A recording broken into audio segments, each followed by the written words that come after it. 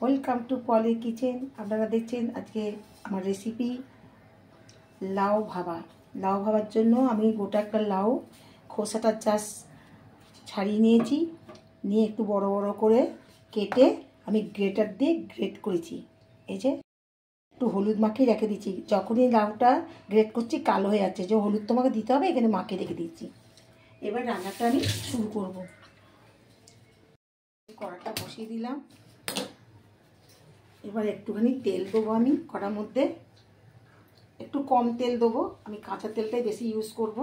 কম তেল দিলাম, একটু কালো জিরে ফোড়ন দেবো, হাতে করে এরকম করে ঘষে দেবো, তাতে ফ্লেভারটা আরও সুন্দর হবে।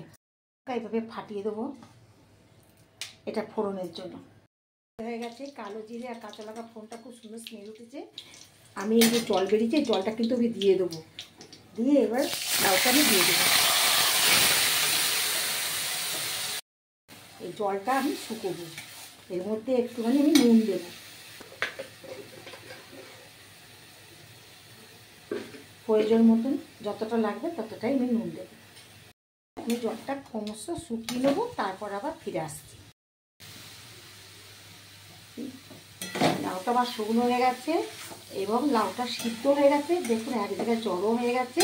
এবার একটু আঁচটাকে আমি কমিয়ে দেবো, দিয়ে আমি একটা মশলা রেডি করব। লঙ্কা আছে কুচনো, কুচনো কাঁচা লঙ্কাটা আমি কুচিয়ে রেখেছি, সেটাও আমি দিয়ে দিচ্ছি। আমি এটা পোস্ত শুকনো লঙ্কা দিয়ে বেটে রেখেছি, আমি 2 চামচের মতো পোস্ত দেবো। এবার যদি বেশি লাগে আমি সেটাও দেবো, কারো যদি যে যেরকম খাবে সে সেরকম দেবে।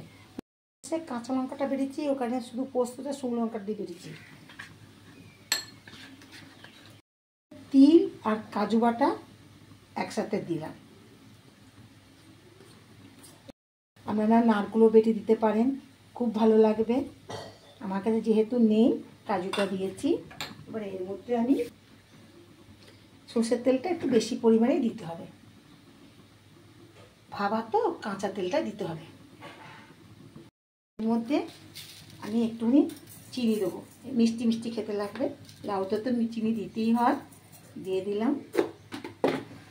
মশলাটাকে আমি কাঁচা তেল দিয়ে ভালোভাবে একটুখানি মিশিয়ে নেবো, সব মশলা একসাথে। বেশি দেবো না, 1 চামচ মতন আমি টক দই দিলাম।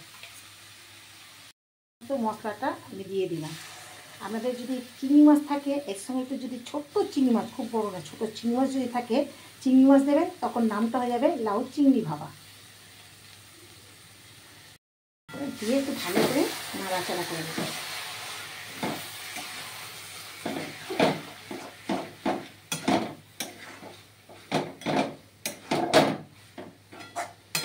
সম্পূর্ণ কমপ্লিট। এবার আমি একটা প্লেটের মধ্যে রাখবো। এর উপর দিয়ে কেউ ধনে পাতাও ছড়াতে পারেন, যার খেতে ইচ্ছা করে ওর রাখবো। আমি উপর দিয়ে একটুখানি আমি সর্ষের তেল ছড়িয়ে দেবো।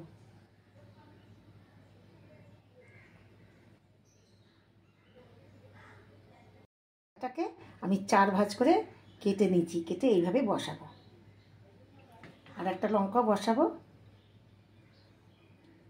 এবার ধনে পাতা যে যেরমভাবে খাবে আমি এইভাবে রেখে দিলাম।